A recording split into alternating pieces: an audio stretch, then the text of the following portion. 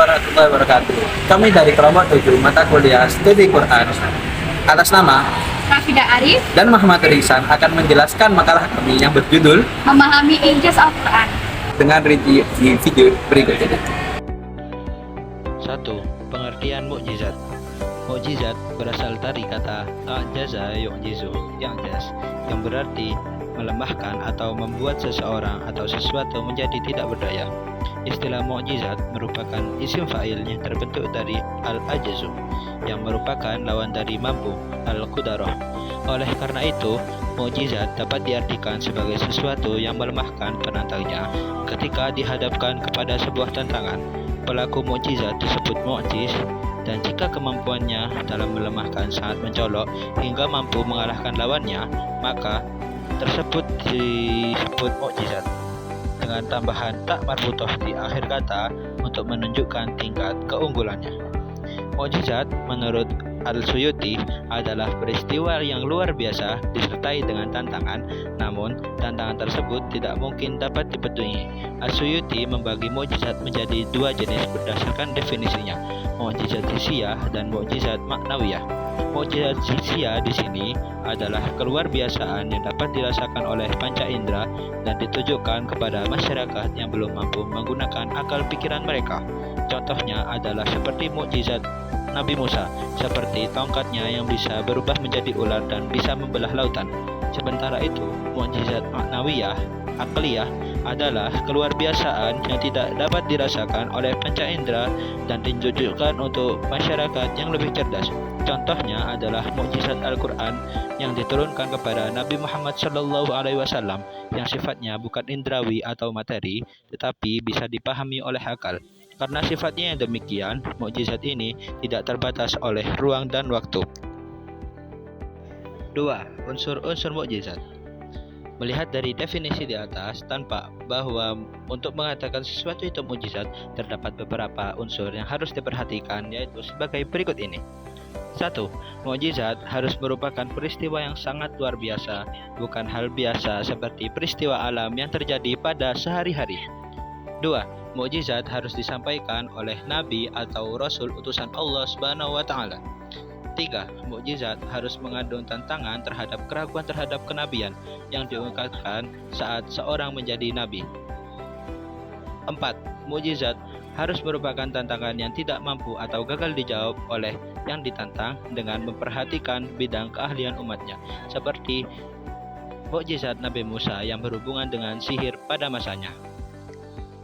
3. Pengertian kemukjizatan Al-Quran. Mukjizat dalam bahasa yang berasal dari kata i'jaz yang berarti melemahkan, itu menunjukkan bahwa Al-Quran dianggap mampu melemahkan dan berbagai tantangan untuk menciptakan karya serupa. Dalam konteks istilah, mukjizat adalah peristiwa luar biasa yang terjadi melalui seorang nabi sebagai bukti kenabiannya untuk meneguhkan kebenaran pengakuannya sebagai nabi. Contoh adalah Nabi Muhammad SAW yang diberikan wahyu oleh Allah Subhanahu wa taala, yaitu berupa Al-Quran Al-Karim sebagai mukjizatnya.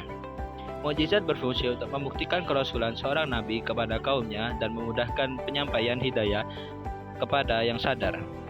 Al-Quran sendiri dianggap sebagai mukjizat yang nyata bagi seluruh umat manusia. Ini menjadi bukti bahwa Al-Quran adalah mukjizat, adalah wahyu dari Allah Subhanahu wa taala yang dalam mukjizat ini tidak akan habis oleh kemajuan ilmu pengetahuan dan teknologi yang pesat. Al-Quran bukan hanya sebagai petunjuk, tetapi juga sebagai cahaya yang membimbing menuju ke jalan yang lurus.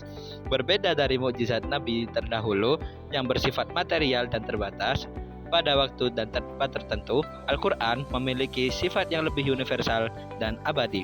Dengan demikian, mukjizat berperan dalam membuktikan kebenaran kenabian para nabi, dan Al-Quran adalah salah satu mukjizat terbesar yang akan eksis hingga akhir zaman. Aspek-aspek kemukjizatan Al-Quran. Adapun aspek-aspek kemukjizatan sebagai berikut. Yang pertama yaitu kemukjizatan dari segi bahasa. Seseorang yang terpesona dengan keunikan kesan yang dikandung oleh Al-Quran, ia akan terpukau oleh beberapa hal yang berkaitan dengan susunan kata dan kalimat, yaitu yang berupa keindahan nada dan suara singkat dan pada isinya, uraian hanya memuaskan para pemikir dan kebanyakan orang juga memuaskan akal dan jiwa serta kesenangan redaksi dalam Al-Quran. Mukjizat dari aspek bahasa di dalamnya mengandung dari aspek bahasa, nada, dan kesempurnaan. Yang kedua, kemukjizatan dari segi ilmiah. Yang dimaksud dari kemukjizatan dari segi ilmiah yaitu bahwa manusia mencari hubungan antara Al-Quran dan ilmu pengetahuan modern yang memerlukan pemahaman yang hati-hati dan menyadari batasan serta kompleksitas dalam upaya tersebut. Aspek yang ketiga yaitu kemukjizatan dari segi pemberitaan gaib.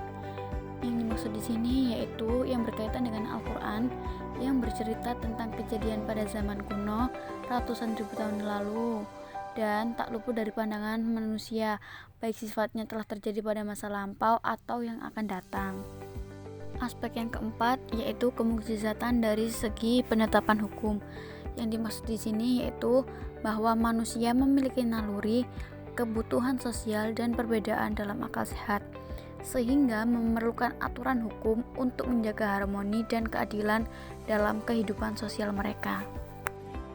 Pandangan beberapa ulama mengenai kemukjizatan Al-Quran. Beberapa ulama berpendapat bahwa kemukjizatan Al-Quran dapat dilihat dari berbagai aspek, termasuk keindahan bahasa, pemberitaan tentang perkara gaib, penuturan kisah-kisah umat atau orang terdahulu, serta keunggulan dalam susunan redaksi yang indah dan keserasiannya. Ada pula pendapat menurut Al-Rumani, yakni beliau menyebutkan 7 segi kemukjizatan Al-Quran termasuk motivasi dan kebutuhan kuat terhadapnya, tantangan kepada seluruh manusia, kefasihan bahasa, dan pemberitaan peristiwa yang telah berlalu, serta terbuktinya janji-janji yang ada di dalamnya. Dan yang kedua, menurut Al-Baqilani, yakni menyebutkan 3 segi kemukjizatan, meliputi pemberitaan tentang perkara gaib, penuturan kisah umat atau orang terdahulu oleh seorang yang ummi, dan keunggulan dalam susunan redaksi yang indah dan keserasiannya yang menakjubkan. Dan yang ketiga, menurut Al-Qurtubi, yakni menyebutkan 10 segi kemukjizatan Al-Quran, yaitu termasuk susunan redaksi yang indah, gaya bahasa yang unik, pengaruh besar terhadap bahasa Arab, serta pemberitaan tentang masa lalu dan masa depan, serta terbuktinya janji-janji yang terdapat di dalamnya. Kesimpulannya yakni mukjizat adalah peristiwa luar biasa yang disertai dengan tantangan yang tidak mungkin dipenuhi untuk dianggap sebagai mukjizat. Peristiwa tersebut harus memenuhi kriteria tertentu, termasuk menjadi sesuatu yang luar biasa disampaikan oleh seseorang yang mengaku sebagai nabi dan mengandung tantangan terhadap yang melakukan kenabian dan tidak dapat dipenuhi oleh pihak yang ditantang. Sedangkan kemukjizatan Al-Quran yaitu merujuk pada keistimewaan dan keunikan Al-Quran sebagai kitab suci yang diturunkan oleh Allah kepada Nabi Muhammad SAW melalui malaikat Jibril alaihi salam.